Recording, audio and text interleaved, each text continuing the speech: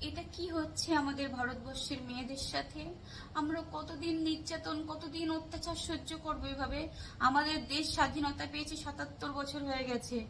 আমরা কবে স্বাধীনতা পাবো? আমরা মেয়েরা কবে স্বাধীনতা পাবো? কবে আমরা মাথা উঁচু করে বাঁচতে পারবো? কবে আমরা খোলামেলা হয়ে বাঁচতে পারবো? আমাদের সাথে কিছু খারাপ কিছু হলে আমাদের দিকে আঙুল ওঠে, আমাদের পোশাকের দিকে আঙুল ওঠে। কেন? যারা বোরখা পরে, শাড়ি পরে, চুড়িদার পরে ঘুরে বেড়ায় তাদের সাথে কি রেপ হয় না? তাদের কত বোনদের সাথে এরকম রেপ হয়েছে। হ্যাঁ, কেন এটা আমাদের সাথে কিছু খারাপ হলে আমাদের দিকেই কেন আঙুল ওঠে যে আমরাই খারাপ? আজকে আমি কথা বলছি মৌমিতা দেবনাথ ভাই, সরি, এই ঘটনাটা আমি জানতাম না, হয়তো অনেকেই জানে না এখনো। এই ঘটনাটা আমিও জানতাম না, আমিও জানতে পারলাম এই দুদিন হচ্ছে। মেয়েটাকে কত কষ্ট দিয়ে মারা হয়েছে, কত কষ্ট দিয়ে মারা হয়েছে মেয়েটাকে। 20 জন মিলে মেয়েটাকে রেপ করেছে। এমনকি মেয়েটার চোখ দিয়ে রক্ত, মুখ দিয়ে রক্ত, মেয়েটার হাতের হাড়গুলো ভেঙে দিয়েছে, মেয়েটার ঘাড়টা পর্যন্ত ভেঙে দিয়েছে। কেন এত কষ্ট দেওয়া হয় একটা মেয়েকে? সেই মেয়েটা তো ডক্টরি পড়ছিল, মেয়েটা ডক্টরও ছিল। সেই মেয়েটা কত ভারতবর্ষের কত মানুষকে, তোমাদের মধ্যেই কত ভাইকে বাঁচাবে বলে প্রতিজ্ঞা নিয়েছিল মেয়েটা, তার জন্য মেয়েটা ডক্টরি পড়ছিল। আর তোমরা যে মানুষগুলো মেয়েটার সাথে এই সুলুকটা করলে, তোমরা তো ডক্টর ছিলে। একটা ডক্টর কিন্তু ভগবানের রূপ হয়, মানুষকে বাঁচানোর দায়িত্ব নেয়। যেই হাত দিয়ে মানুষকে বাঁচানোর প্রতিজ্ঞা নিয়েছিলে সেই হাত দিয়ে আজকে মেয়েটাকে খুন করলে, মেয়েটার জীবন নিয়ে খেলা করলে। এটা কেন করলে? আর এটা কোন দেশের নিয়ম? হাসপাতালে বসে তোমরা ড্রিঙ্ক করো, ড্রিঙ্ক করার পর বাজে বাজে ভিডিও দেখে মেয়েটার উপরে এই অত্যাচারগুলো করলে কিসের জন্য? সেই মেয়েটার বাবা মাকে সকালে বলা হয়, মেয়েটার মৃত্যুর পরের দিন সকালবেলা বলা হয় মেয়েটা অসুস্থ, তারপরে জানানো হয় মেয়েটা আত্মহত্যা করেছে। তারপরে 3 ঘন্টা ধরে তাদের ওয়েট করানো হয়, মেয়েটার মুখ দেখানো হয় না। তার নিজের বাবা মা রিকোয়েস্ট করছে, হাত জোড় করছে যে মেয়েটাকে একবার দেখাও। 3 ঘন্টা তাদের বাইরে দাঁড় করিয়ে রাখার পর বাবারটা গিয়ে ফটো তুলে এনে বাইরের সবাইকে দেখানো হয়, ফ্যামিলির লোককে দেখানো হয়। এটা কেন? ওদের সাজা চাই, এর প্রতিবাদ চাই আমাদের। আমি জানি এই মিছিলটা বেশি দিন চলবে না, এই কেসটাও বাকি কেসদের মতো চাপা পড়ে যাবে।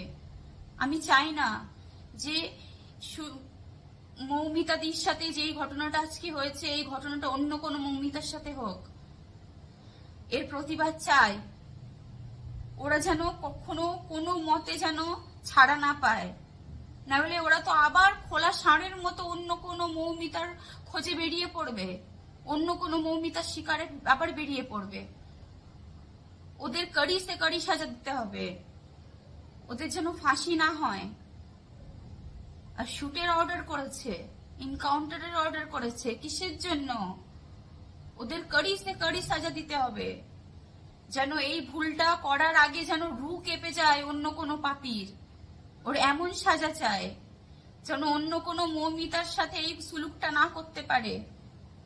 শুধু এই মৌমিতা বলে তো না, এর আগেও কত বোনের সাথে হয়েছে, কত দিদির সাথে হয়েছে, ছোট ছোট শিশুর সাথে হয়েছে, যে শিশুগুলো হয়তো ভালো করে নিজের জামা কাপড় পর্যন্ত পরতে পারে না, সেই শিশুর সাথেও এই নোংরা নোংরা জিনিসগুলো হয়েছে। কেন আজ আমাদের ড্রেসের ওপর আঙুল ওঠে যে হয়তো আমরা বাজে ড্রেস পরি, শর্ট ড্রেস পরি, সেই লোভে হয়তো পাপিগুলো করে।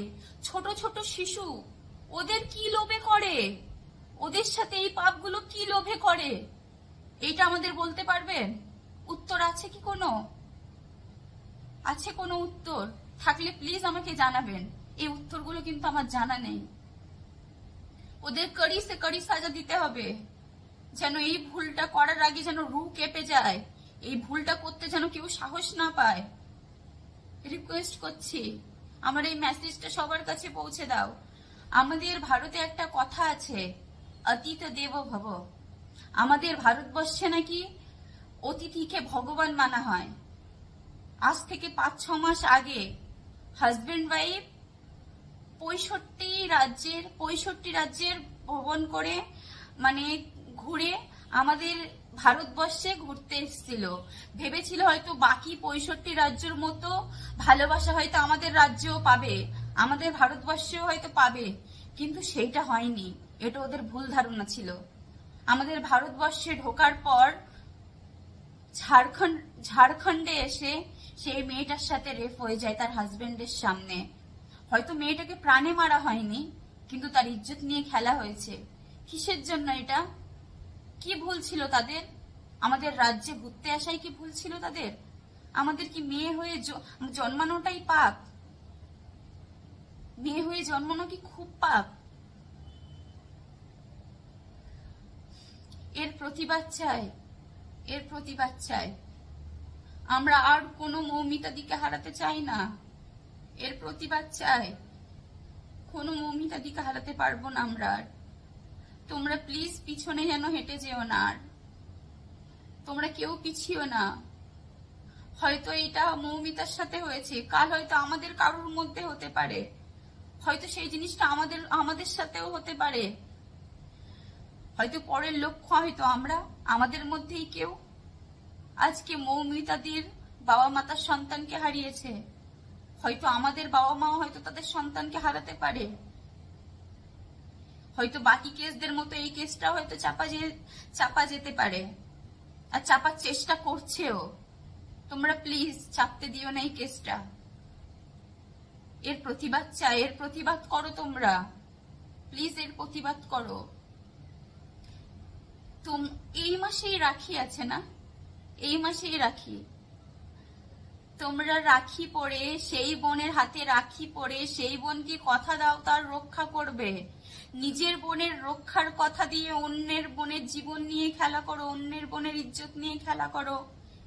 কেন? নিজের বোনটা বোন, অন্যের বোনটা কি তোমাদের খাদ্য?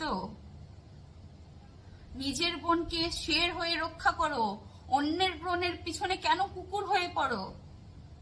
অন্যের বোনকেও বোন মানতে শুরু করো। আমাদের ভারতবর্ষে নারীকে মা রূপে পুজো করা হয় না? সেই মানুষটা এসেছিল তার হাজবেন্ডের সাথে ঘুরতে, অতিথি আপ্যায়ন এইভাবে দেখাবে কখনো ওরা ভাবেনি। আমাদের ভারতবর্ষের নামটা এইভাবে ডুবিও না, এইভাবে বদনাম করো না ভারতবর্ষের নামটা। কিছু রাক্ষসরা মিলে, আর কিছু রাক্ষসদের জন্য বাকি ভাইকেও আমরা সন্দেহ চোখে দেখতে শুরু করি। কিছু রাক্ষসদের জন্য এটা প্লিজ করো না। এর প্রতিবাদ করো, এর প্রতিবাদ চাই। একটা মেয়ের জীবন নিয়ে খেলা হলো, একটা মেয়ে প্রাণ হারালো, সেই মেয়েটার মূল্য মাত্র 10 লক্ষ টাকা। এই 10 লক্ষ টাকা পেয়ে তার বাবা মা তার সন্তানকে ফিরে পেয়ে যাবে? তার মানে তাদের কোনো সাজা হবে না? তারা আবার বুক ফুলিয়ে বেড়াবে আমাদের মাঝখানে? এটা কোন দেশের আইন যে একটা মেয়ে তার ইজ্জত হারালো, তার প্রাণ হারালো, তার বাবা মা তার সন্তান হারালো, আর তার মূল্য 10 লক্ষ টাকা? 10 লক্ষ টাকা পেয়ে সবকিছু ভুলে যাবে, কেসটা চাপা পড়ে যাবে, আর শয়তানগুলো আবার ঘুরে বেড়াবে? এটা কেন? এর সাজা চাই। আমরা এইভাবে চুপ থাকবো না।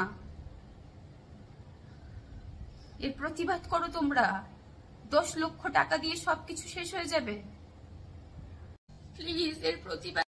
অন্য কোনো দিদিকে যেন আমাদের না হারাতে হয়, না হারাতে হয়।